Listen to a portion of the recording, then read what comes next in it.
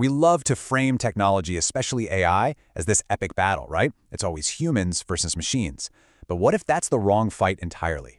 Today, we're going to dig past that simple story and uncover the real and much more interesting choices we're actually facing. I mean, think back to 2016. The AI AlphaGo faces the legendary Go player Lee Sedol. The whole world was watching, and the narrative was set. This was the fight of the century. This was humanity's champion versus the machine. And that framing, it's powerful, right? It's dramatic. And it felt really true to millions of people. But was that what was actually going on? Is the story of technology always some kind of confrontation?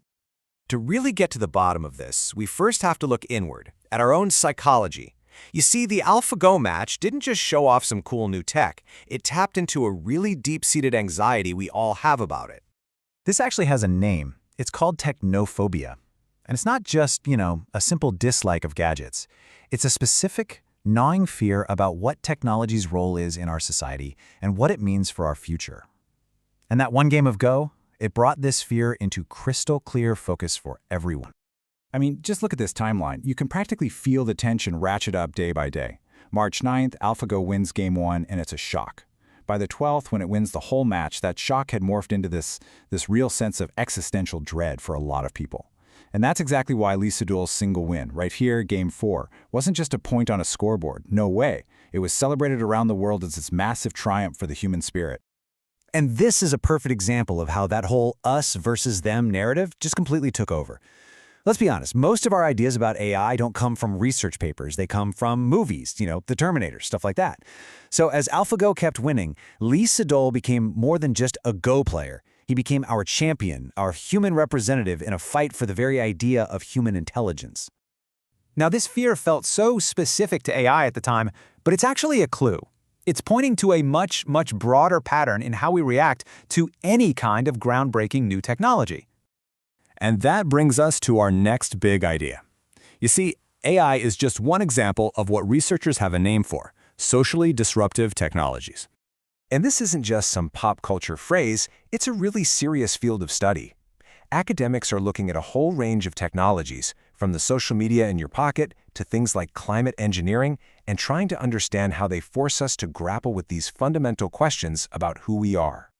And the key idea here, the thing you really got to get, is that these technologies don't just change what we can do, they change how we think. They disrupt our core concepts of everything. Democracy, creativity, motherhood, even what it means to be human.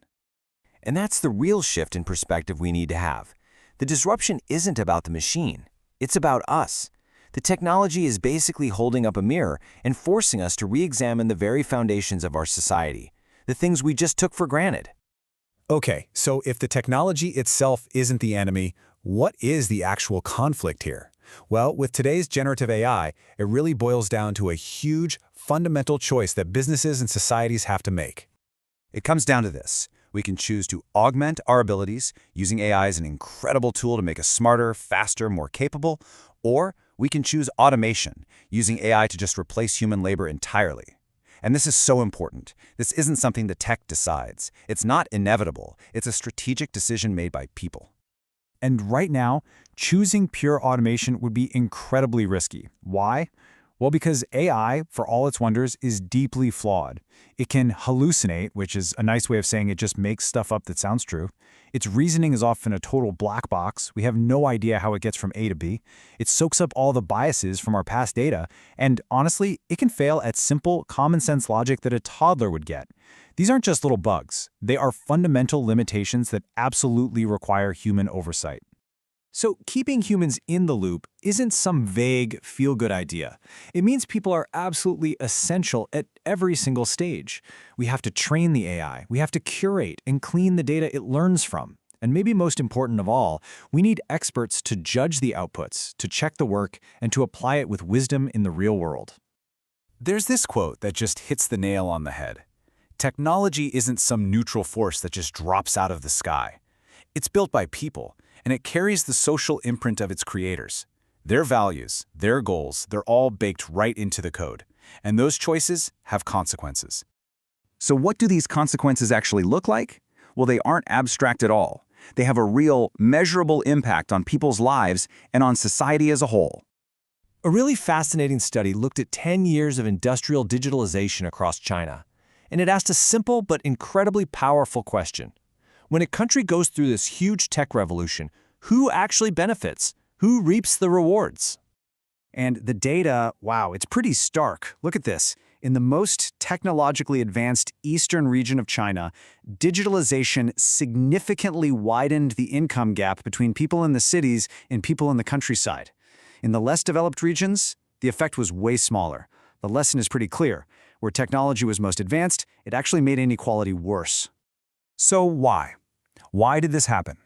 Well, it's because the benefits of all that new tech didn't spread out evenly. The cities already had the digital infrastructure and the skilled workers ready to jump on these new opportunities.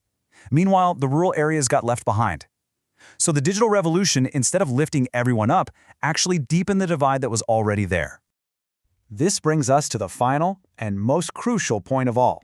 If technology's impact is the result of human choices, well, then the future is also up to us to choose. So let's just tie this all together. We start with that gut reaction of fear, that us versus them story. But then we see that technology's impact isn't set in stone. It's a disruptive force that we get to direct. We see the core decision is often an economic one. Do we augment our people or automate them away? And as that case study from China shows us, those decisions have real, measurable consequences that create winners and losers. And this, right here, this is the key takeaway. The fight isn't human versus machine. It never was. The real struggle is between humans, a debate over our values, our goals, and the kind of society we want to build with these incredibly powerful new tools. The technology itself doesn't have an agenda, but we do. So the ultimate question isn't what will the machines do to us, it's what will we choose to do with them? What kind of future are we going to build?